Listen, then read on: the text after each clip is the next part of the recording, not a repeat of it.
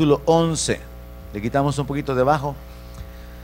Romanos capítulo 11. Quiero ocupar este capítulo 11 para compartirle algunas ideas que el apóstol Pablo escribió y enseñó a los creyentes en Roma, porque yo creo que la iglesia definitivamente tiene que saber cosas que el mundo no sabe, porque son cosas espirituales, son cosas de los planes de Dios, de los propósitos de Dios, y pues podemos adquirir ese conocimiento, esa sabiduría cuando vamos a la palabra. Así que vamos a ocupar Romanos capítulo 11, verso 25 y verso 26, para hablar acerca de la bondad, la severidad de Dios, y para hablar también acerca de la salvación de Israel y de los gentiles. Leemos Romanos 11, 25, 26 y luego oramos. Romanos 11, 25 dice: porque no quiero, hermanos, que ignoréis este misterio, para que no seáis arrogantes en cuanto a vosotros mismos, que ha acontecido a Israel endurecimiento en parte, hasta que haya entrado la plenitud de los gentiles. Y luego todo Israel será salvo, como está escrito: vendrá de Sión el libertador, que apartará de Jacob la impiedad.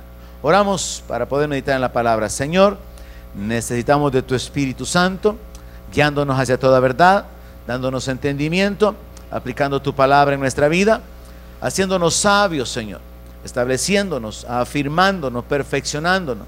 Padre, en el nombre de Jesús te damos las gracias una vez más por la oportunidad de reunirnos, por el privilegio de poder invocar tu nombre, de adorarte, y por la oportunidad de meditar en tu palabra y de recibir instrucción, de recibir conocimiento, revelación de tu voluntad, de tu plan, de tus planes, de tus propósitos. Gracias, Padre, por llamarnos, por sostenernos. Gracias por revelarnos tu voluntad, por manifestarte en nuestras vidas. Gracias, bendito Dios, en el nombre de Jesús. Amén. Muy bien, podríamos meditar en la mitad de este pasaje, en lo que va a durar el tiempo del estudio esta noche, bajo el enfoque de la bondad de Dios y la severidad de Dios. Hemos venido hablando acerca de la ley. Quise cerrar esa serie de enseñanzas el domingo con los mandamientos.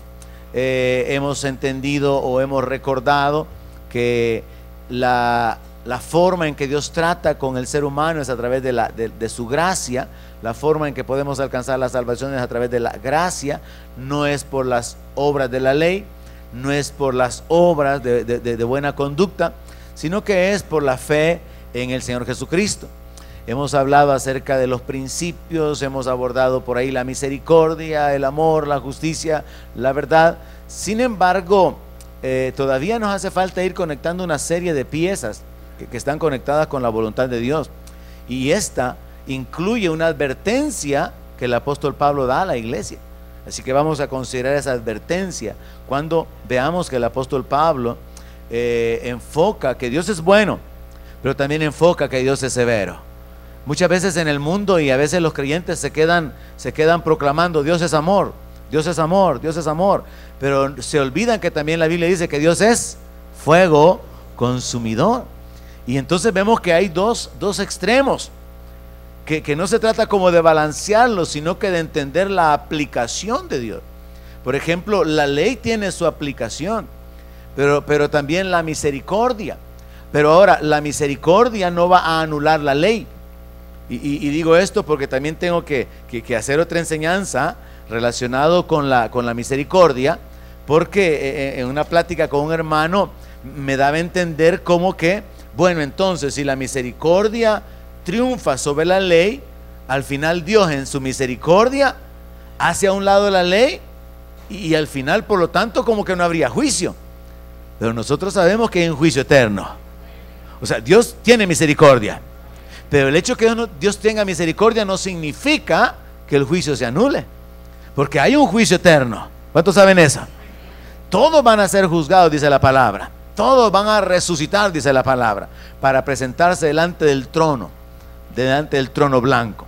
Entonces no podemos tampoco desviarnos bajo un malentendido mientras estudiamos la palabra, No podemos desenfocarnos y creer que el asunto es la gracia, la misericordia de Dios, el perdón, sin entender que la gracia consiste en que Dios hace accesible la salvación por la fe.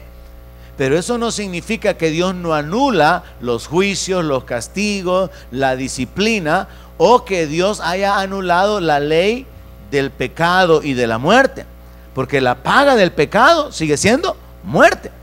Ahora, en realidad lo que Dios ha hecho es hacer disponible para nosotros la ley de vida en Cristo Jesús. Y la ley de vida en Cristo nos liberta de la ley del pecado y de la muerte. Pero la ley del pecado y de la muerte todavía está en vigencia. La única forma de escaparse de la ley del pecado y de la muerte es a través de la ley de vida en Cristo Jesús. Entonces hay que entender que Dios es amor, pero también es fuego consumidor. Hay que entender que Dios es bueno, pero también hay que entender que Dios es severo. Y Pablo aborda este aspecto en esta carta de Romanos capítulo 11. Ahora, él comienza hablando acerca de un misterio. Y yo quise comenzar en el medio del capítulo, porque Pablo comienza hablando acerca del misterio de la salvación. Y cuando llega a la mitad del capítulo, es que él hace este escrito, esta declaración. Yo no quiero que ignoren este misterio. O sea, los creyentes tenemos que saber ciertas cosas que no se pueden aprender en ninguna otra parte, sino solamente en la iglesia. Estas cosas no se aprenden en la universidad, no se aprenden en la calle, no se aprenden en la vida, se aprenden en la iglesia, porque son cosas espirituales. Y Pablo habla varias veces en esos términos. No quiero que ignoren sobre esto, no quiero que ignoren sobre aquello. Él trae la revelación de las cosas que los creyentes debemos de saber. Así que él está hablando acerca de un misterio. Y dice que no quiere que los creyentes ignoren sobre este misterio para que no se vuelvan arrogantes, para que no se vuelvan elevados, para que no se vuelvan orgullosos, pensando en que ellos han alcanzado algo que los israelitas no han alcanzado. Entonces Pablo les dice: bien, quiero explicarles cómo está este asunto del plan de la salvación de Dios, porque le ha acontecido a Israel endurecimiento en parte, hasta que haya entrado en la plenitud de los gentiles. Todo cristiano debe de entender que hay una relación nuestra con el pueblo de Israel, con el Padre de la nación de Israel y con el Dios de Israel. ¿Me entendió? Todo cristiano tiene que entender. Tenemos una relación con el pueblo de Israel. Hay una relación con el Padre de la nación de Israel y con el Dios de la nación de Israel. Hay una relación. Y esa relación es espiritual hasta el punto que la Biblia dice que nosotros somos descendientes de Abraham. Somos el Israel de Dios, el Israel espiritual de Dios. Dice que somos la verdadera circuncisión, dice el apóstol Pablo, los que en espíritu servimos a Dios. Ahora, sucede que en lo natural se hace una separación. Israel, la nación allá en el Medio Oriente, rodeada de enemigos árabes, en guerra por varios cientos de años, y perseguido y en conflictos por miles de años. Esa nación en lo natural, que es la base para la salvación, como lo dice en Juan capítulo 4, verso 23. Jesús, hablando con la mujer en el pozo, tuvo una plática, una conversación ahí en la cual él quería revelarse como el Mesías, y ella está como sospechando de que él está hablando de una manera que parece ser que él es el Mesías, y al final él se revela como tal. Pero en el verso 23 Jesús le dice a la mujer: mira, la hora viene. En el verso 22, ustedes adoran lo que no saben, nosotros adoramos lo que sabemos, porque la salvación viene de los... ¿Alguien tiene Biblia por aquí? La salvación viene de... ¿Alguien está aquí esta noche? La salvación viene de... No están aquí esta noche. ¿Qué dice su Biblia, hermano? Juan capítulo 4, verso 23. La salvación viene de los judíos. Mire, la salvación no viene de Roma. La iglesia no es católica romana. La iglesia, si debería tener una identidad relacionada con una nación o con una nacionalidad, tendría que ser judía. Porque Jesús fue quien dijo que la salvación viene de los judíos. ¿Por qué Jesús dijo eso? Porque él mismo era un judío y él es el Salvador del mundo. Entonces la salvación viene a través de los judíos. a través de la descendencia de los judíos, de la descendencia de Abraham.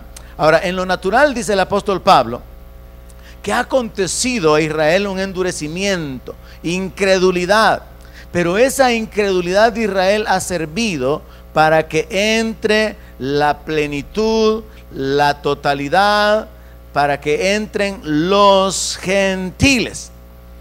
Ese es parte del plan de Dios. Los israelitas se volvieron incrédulos y ante la incredulidad de los israelitas, Dios le da la oportunidad a todos los gentiles para que entremos, y aquí es donde nosotros hemos entrado.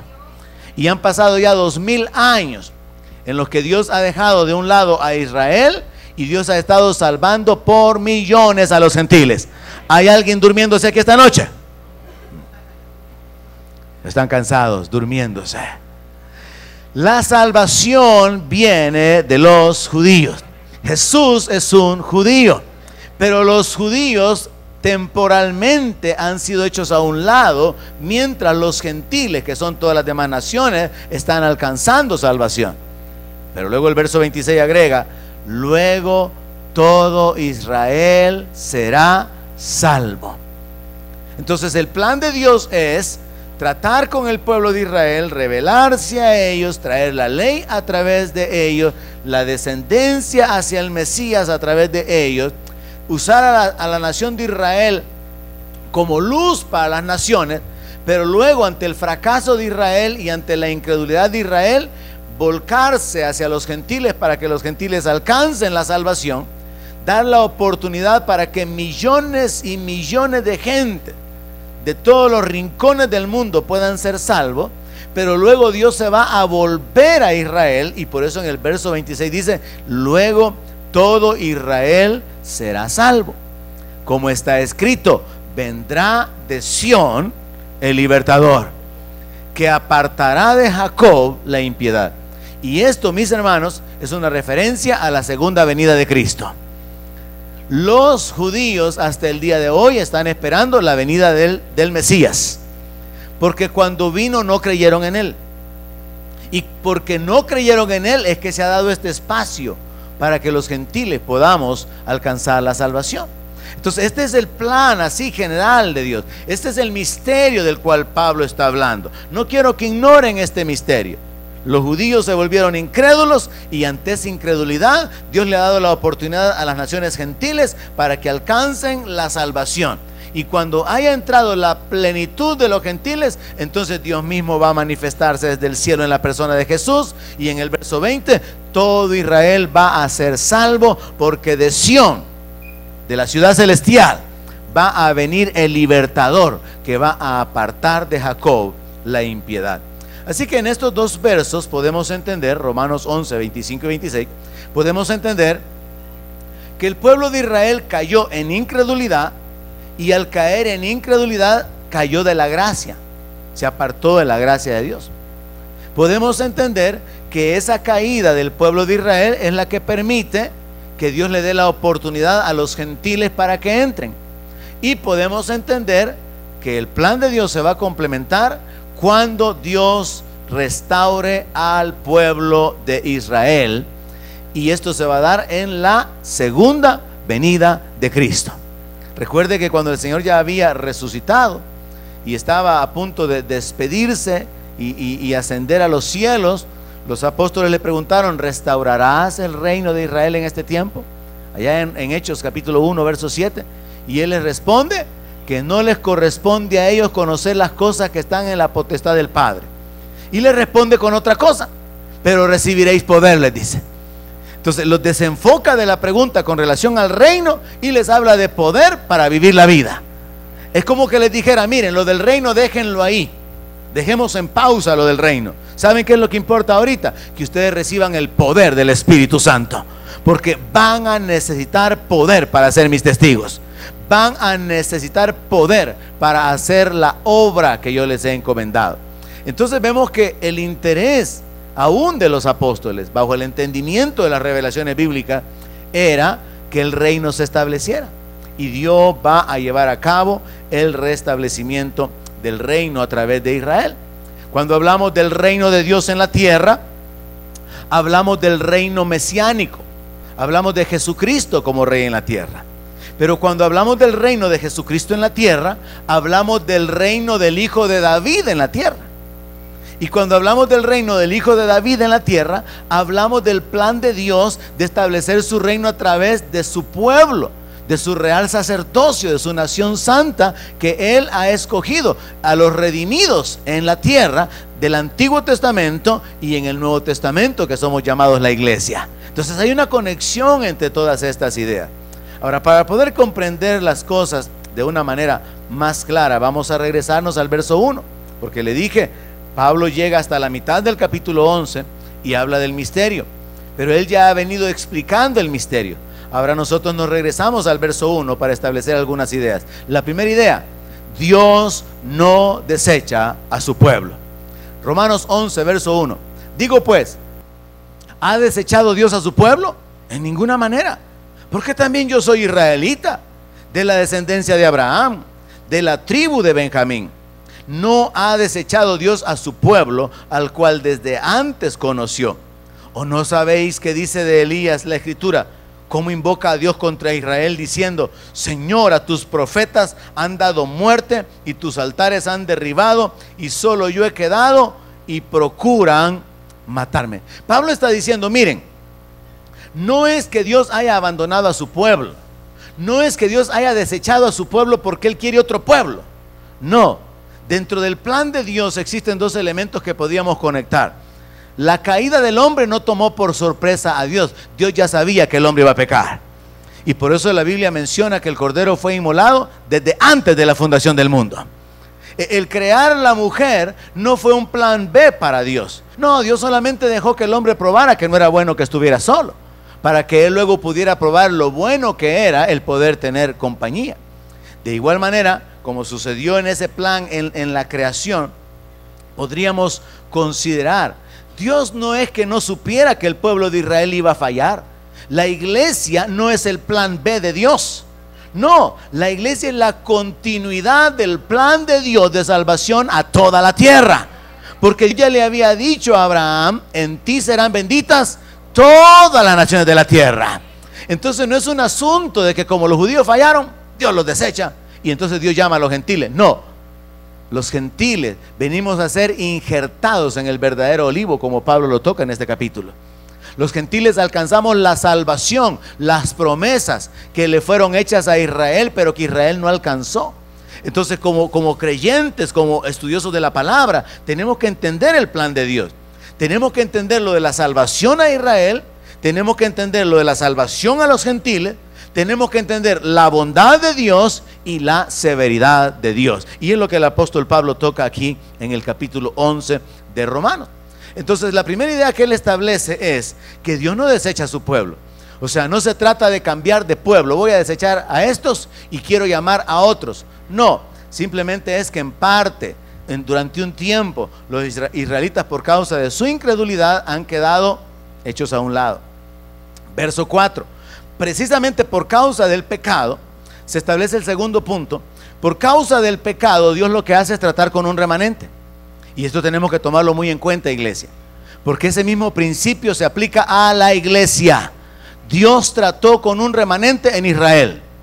Leímos que en el texto dice que todo Israel será salvo, pero el todo Israel que será salvo será el Israel que esté esperando a Jesús en medio de la gran tribulación.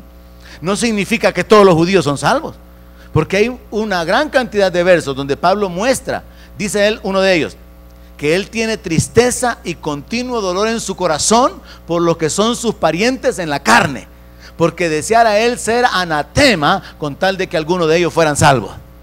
Él dice de que él sabe que sus parientes están condenados. Entonces tenemos que interpretar correctamente esto de que todo Israel será salvo. Será salvo todo el Israel que esté esperando la venida de Cristo durante la gran tribulación. No significa que todos los judíos, solo por ser judíos, son salvos. Y Pablo también toca eso en una carta, cuando dice que no es israelita el que lo es en la carne, sino el que lo es en el corazón, cuando habla también acerca de la circuncisión. Entonces en el verso 4 descubrimos esta otra verdad, que Dios por causa del pecado lo que hace es que trata con un remanente de su pueblo. Y le repito, Así como Dios lo hizo con el pueblo de Israel, lo hará con la iglesia. Por eso, iglesia, hay que prestar atención a esto, porque Dios va a tratar con un remanente, no con todos. Y por eso Jesús enseñó que no todo el que le llamara Señor, Señor, iba a entrar en el reino. Ahora, verso 4 dice: pero ¿qué le dice la divina respuesta cuando Elías está invocando a Dios contra el pueblo? Me he reservado 7,000 hombres que no han doblado la rodilla delante de Baal. Pablo está remitiéndose a la historia antigua y está diciendo que en el tiempo de la apostasía de Israel, cuando mataban a los profetas, cuando Elías se sentía solo, oprimido y estuvo perseguido, Dios le trae una revelación que él no conocía. Él no sabía que habían 7,000 personas que jamás se habían arrodillado delante de los ídolos que los demás miembros de la nación de Israel estaban adorando. Y entonces Dios le dice a Elías: ¿sabes qué, Elías? No eres solamente tú el único. Hay 7,000 más que son fieles y que se han guardado su corazón, se han apartado de contaminarse y no han doblado sus rodillas delante de los Baales. Ahora, en el verso 5, Pablo está hablando del tiempo aplicable al siglo I. Ubíquese, por favor. La primera parte tiene que ver con el pueblo de Israel en el tiempo de Elías, pero luego Pablo lo hace presente y entonces hace esta declaración: así también aún en este tiempo. ¿Cuál tiempo? Probablemente años 60, años 70 de la era cristiana. Así también aún en este tiempo ha quedado un remanente escogido por gracia. Siempre ha habido un remanente escogido por gracia. Y a veces, mis hermanos, ese remanente ha sido tan pequeño como 8 personas que fueron salvas en el tiempo del diluvio. Ha sido tan pequeño como 3 personas que fueron salvas de Sodoma y Gomorra. El remanente ha sido tan pequeño que Dios ha tratado únicamente con aquellos que vienen a ser como el tronco que le va a dar continuidad a la simiente para poder continuar manifestando en ellos el plan, la promesa, su voluntad. Entonces nos revela el apóstol Pablo que Dios trató con un remanente en el Antiguo Testamento, que Dios tiene un remanente en el Nuevo Testamento, y ese remanente son los que han llegado a alcanzar la gracia de Dios. A partir del verso 6, él enfoca de una manera bien clara que la salvación siempre fue por gracia. Verso 6: y si por gracia, ya no es por obras. De otra manera, la gracia ya no es gracia. Y si por obras, ya no es gracia. De otra manera, la obra ya no es obra. Parece un juego de palabras un tanto difícil, pero si usted le presta atención, Pablo está conectando la idea final del verso 5, donde él dice que ha quedado un remanente escogido por gracia. No es un remanente escogido por buenas obras, porque han cumplido la ley. No, por gracia. ¿Y en qué consiste la gracia? En que somos justificados por medio de la fe, no por las obras. Entonces, que haya un remanente escogido por gracia significa que hay un grupo de personas que no confían en sus obras o en su buena conducta para agradar a Dios, sino que confían en la justificación por medio de la fe. Se arrepienten y mejor prefieren recibir el perdón de parte de Dios en lugar de pretender alcanzarlo por sus buenas obras. Así que se revela que la manera de alcanzar la salvación, tanto para los judíos como para los gentiles, siempre es por gracia. Y la gracia significa que es un regalo dado por Dios que se obtiene por medio de la fe. Pero en esto también hay que detenerse, como dije, igual que esta plática que tuve con este hermano. Si engrandecemos la misericordia de Dios tanto y la malinterpretamos, puede hacer que anulemos todo juicio. Y según la Biblia todavía hay juicio. Ahora, si engrandecemos y hablamos tanto de la gracia de Dios y malinterpretamos la gracia, puede hacer que hagamos de un lado el hecho de que todavía hay gente que va a incurrir en condenación, no por sus obras, sino por la incredulidad. Así que tenemos que también detenernos en esto para comprender en detalle Y por eso es bueno que como iglesia nos reunamos continuamente para escudriñar la palabra de Dios, porque de esa manera vamos aprendiendo poco a poco. Verso 7 dice: ¿qué pues? Lo que buscaba Israel no lo ha alcanzado, pero los gentiles sí lo han alcanzado, y los demás fueron endurecidos. ¿Qué pues? Lo que buscaba Israel no lo ha alcanzado, pero los escogidos sí lo han alcanzado, y los demás fueron endurecidos. Pablo, recuerda, está enfocando el tema general de la salvación. Y yo creo que Pablo quiere tratar de hacerles entender a los creyentes de que no se trata de que ya no hay oportunidad para salvación. No se trata de que Dios quiere hacer a un lado al pueblo de Israel. No, les está poniendo el plan así de una manera bien explicada. Dios trató con Israel en el Antiguo Testamento, esperaba que ellos fueran luz a las naciones, cayeron en incredulidad, no recibieron al Mesías. El Mesías vino a lo suyo, pero los suyos no le recibieron. El Mesías vino en el nombre del Padre y no lo recibieron, pero cuando venga otro en su propio nombre, a ese van a recibir. Entonces, por causa de la dureza de Israel, entra otro periodo donde entran los gentiles hacia la salvación. Pero al final, Dios vuelve su corazón, por así decirlo, o su atención hacia el pueblo de Israel, porque Dios quiere cumplir su promesa de salvación a Israel. Entonces, lo que Pablo está haciendo es explicando de que durante todo ese proceso, un elemento es común tanto a los judíos como a los gentiles, y es la gracia de Dios que se les ha otorgado para poder recibir la justificación y la salvación por medio de la fe. Pablo toca este aspecto en el verso 17. Nos vamos a saltar desde el verso 8 hasta el verso 16. Vamos a saltarnos para que veamos que el enfoque es la incredulidad versus la fe. Y aquí, hermanos, es bien importante entender, porque hay tantas cosas que hay que ir poniendo en orden. Es como ir ajustando muchas piezas de un rompecabezas o de una maquinaria que requiere un montón de elementos para que funcione. No se trata de que como no es por obras la salvación, entonces no importa cómo vivimos. No se trata de que como no alcanzamos la salvación por obra, entonces podemos vivir en pecado. No, hay que ir poniendo un montón de elementos en orden.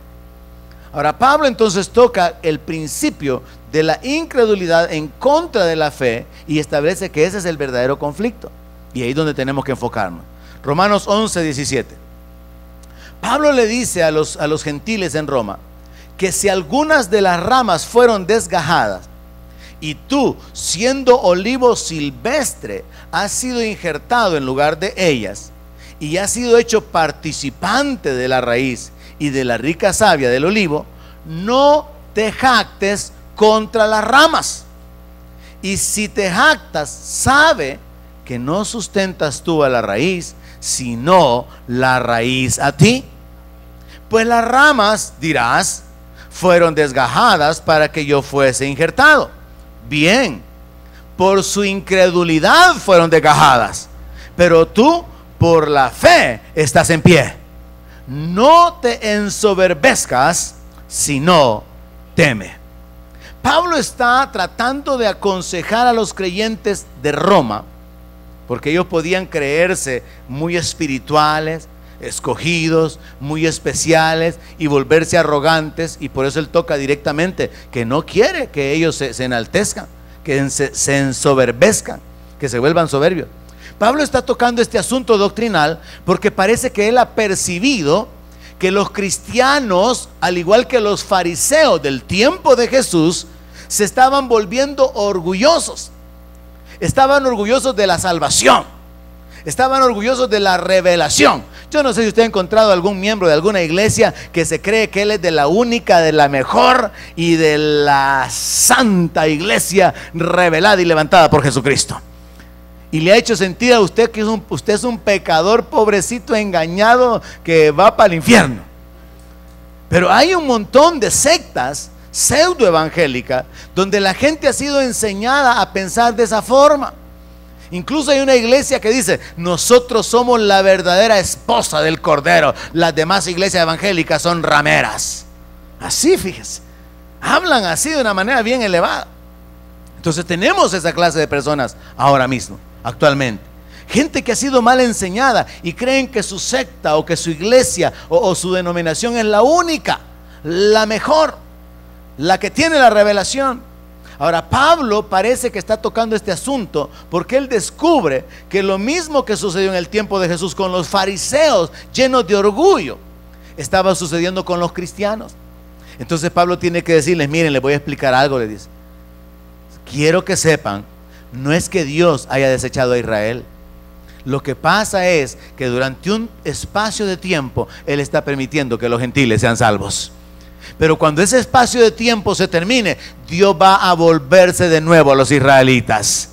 No se llenen de orgullo, le dice el apóstol Pablo, porque ustedes pueden hacer que se sientan así como que muy satisfechos, se sientan como muy amados, y de hecho son escogidos, pero puede hacer que se llenen de orgullo al pensar: Dios cortó las ramas naturales y me ha injertado a mí. Dios desechó a los judíos por duros, por testarudos, por pecadores, por idólatras, y me ha escogido a mí para su gloria, por su gracia y su misericordia. A Él sea la gloria.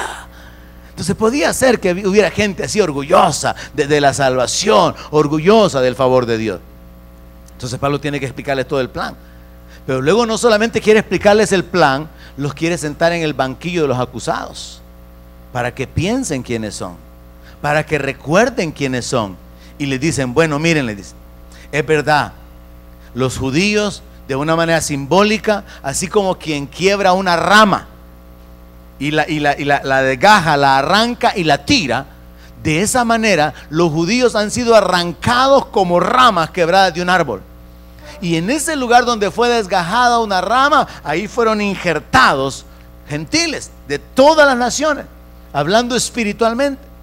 Y entonces Pablo le dice: pero tienes que saber esto, la razón por la cual ellos fueron arrancados fue por su incredulidad. No fue por sus obras, fue por la incredulidad. Pero luego dice: pero tú por la fe estás en pie. No es por buenas obras. ¿Cuántos están aquí porque eran buenas personas? ¿Cuántos están aquí porque eran lo mejor del mundo? No, ¿verdad? No estamos aquí por buenas personas. Dice la palabra, Jesús dijo que los sanos no tienen necesidad de médico, ¿verdad? Sino los enfermos. Estamos aquí porque necesitábamos del médico, porque reconocíamos que estábamos enfermos. Entonces no estamos aquí por buenos, estamos aquí porque reconocíamos que éramos malos, estábamos condenados y necesitábamos ser perdonados y ser salvados. Entonces vea cómo Pablo lo aborda. Aquellos han sido arrancados por su incredulidad, no por sus malas obras. Y tú has sido injertado por tu fe, no por tus buenas obras. O sea que no es un asunto de portarse bien, es un asunto de permanecer en la fe. Es un asunto de permanecer en el temor, es un asunto de permanecer en la dependencia de Dios. Así que Pablo está tocando el centro, la clave de lo que es la base para la salvación, y entonces le da el consejo a los creyentes gentiles de Roma, que por cierto al final terminaron llenos de orgullo, porque recuerde que de ahí surge todo el pseudo cristianismo, cuando se levanta el catolicismo romano como la iglesia madre y como la iglesia principal sobre todas las demás iglesias, tomando el control de toda la iglesia aparentemente en el mundo. Entonces Pablo viene y da este consejo: no te ensoberbezcas, sino teme. ¿Por qué? ¿Por qué el creyente tiene que vivir en temor si somos escogidos, si somos llamados, si somos adoptados, si somos llamados por Dios? ¿Por qué el creyente tiene que temer? Recuerde que Pablo está diciendo que él quiere tratar con el corazón de los creyentes para que no se llenen de orgullo. Y usted tiene que cuidar su corazón, hermano. Amén. Nunca se llene de orgullo al compararse con los demás creyendo que usted es mejor que los demás. Porque en el momento que usted se mida a usted solito, lo va a medir Dios y le va a demostrar que en el momento de haberse medido, se midió mal. Porque nosotros somos buenos para darnos a nosotros un poco de misericordia, pero somos malos para darles misericordia a otros, ¿verdad? Con otros sí somos duros, pero con nosotros somos condescendientes. Y por eso Pablo habla de algunos que se miden consigo mismos. Entonces el asunto es que a la larga El gran problema consiste en llenarse de orgullo por la posición espiritual o por la condición espiritual en la que se encuentra. Y entonces Pablo da un consejo: en lugar de llenarte de arrogancia o de orgullo porque has sido salvado, porque has sido alcanzado, porque estás firme en la fe, porque estás perseverando, tienes que caminar en temor. ¿Por qué? Dice el apóstol Pablo. ¿Por qué? El apóstol Pablo lo explica en el verso 21. Porque si Dios no perdonó a las ramas naturales, léalo si trajo Biblia. ¿Qué dice la palabra? A ti. Yo a veces quisiera irme a una iglesia bautista. Allá leen la Biblia. Le voy a dar otra oportunidad, vaya. Porque si Dios no perdonó las ramas naturales, a ti tampoco te perdonará. Bueno, ¿y esto? Amenazas en la Biblia, pues. Vaya, a ver. Amenazas apostólicas. Advertencias apostólicas. Advertencias en contra del orgullo. La primera aplicación práctica que le hice ya es: no se crea nunca mejor que los demás. Amén. A nivel individual. Ni crea que nuestra iglesia es mejor que las demás. No se crea, hermano. Porque yo a veces oigo así, ¿verdad? Cuando vienen otros pastores o cuando la gente predica aquí que esta iglesia conoce la palabra. Puros cuentos, digo, y conocían la palabra y vivieran la palabra. Conociéramos la palabra, viviéramos diferente, digo yo. Puros cuentos que aquí que esta iglesia conoce la palabra. Pura pantalla, hermano. Puede ser que nos ha sido dada la palabra, pero no hemos retenido la palabra y no estamos viviendo la palabra, y por eso estamos como estamos y estamos los que estamos. Amén. Ya me enojo, es que por rato yo me enojo con ira santa, hermano. Entonces a mí no me gusta cuando vienen con ese cuento que yo, y todos los pastores, mis amigos, vienen con esa historia. Es que aquí, hermanos, uno viene a predicar con un gran cuidado, porque uno sabe que es una iglesia que tiene un instituto bíblico y que conocen la palabra. Yo se lo agacho en la cabeza: hay otro que está engañado, digo. Si supiera, digo yo, los problemas y los pecados que hay en esta congregación, no dijera eso, digo. Pero eso solo es un comercial. Entonces Pablo dice que no hay que llenarse de orgullo, sino que hay que caminar en temor. Pablo dice que si Dios no perdonó a las ramas naturales, tampoco te va a perdonar a ti. ¿Qué tal si le dice eso al que está a la par suya? Mira lo que dice la palabra, que Dios tampoco a ti te va a perdonar. Dígaselo a ver cómo se, a ver si tiembla, a ver si se asusta. Diga, mira lo que dice la palabra. Dice que a ti tampoco te va a perdonar, dígale. Suena como amenaza, ¿verdad? Pero es una advertencia. Es una advertencia contra el orgullo. La Biblia dice que Dios mira de lejos a los orgullosos. ¿Y sabía usted que hay evangélicos orgullosos? Hay bastantes, fíjese. Aquí hay unos cuantos. Y están orgullosos de ser orgullosos. Y algo otro que están un poquito menos equivocados, están orgullosos de ser humildes. Pero dejemos ese asunto. Terminemos. Verso 22. Mira pues la bondad y la severidad de Dios. Todo hijo quisiera ver solo que su papá es bueno, su papá es bueno, su papá es bueno. Igual todo esposo, toda esposa. Solamente el lado bueno, solo el lado bueno, solo el lado bueno. Igual los miembros de la iglesia, del pastor, ¿verdad? Solo mensajes de motivación, de ánimo. Ustedes son la niña de sus ojos. Dios está orgulloso de ustedes. Este es su año, el año de la cosecha, de la retribución, de la resta. Solo lo bueno, solo lo bueno. Pero como la Biblia dice que la palabra es útil para instruir, redarguir, corregir, exhortar. Amén. Hay que usar la palabra para todo. Y Pablo lo hace. Y ahora Pablo, hermano, nos está llamando la atención hacia la bondad y la severidad de Dios. O sea que Dios es bueno, pero también es severo. Hay algunas iglesias, algunos hermanos que piensan que Dios no castiga. No, si Dios, ¿cómo Dios va a andar castigando? Y hay otras iglesias que torpemente enseñan que chocan el carro, Dios lo está castigando. Se enferma alguien, el castigo de Dios. Tenemos una gran cantidad de creencias con respecto a esto. Desde los que creen que Dios no castiga, hasta los que creen que si se tropezó en la mañana, ese morete que tiene es castigo de Dios, juicio de Dios.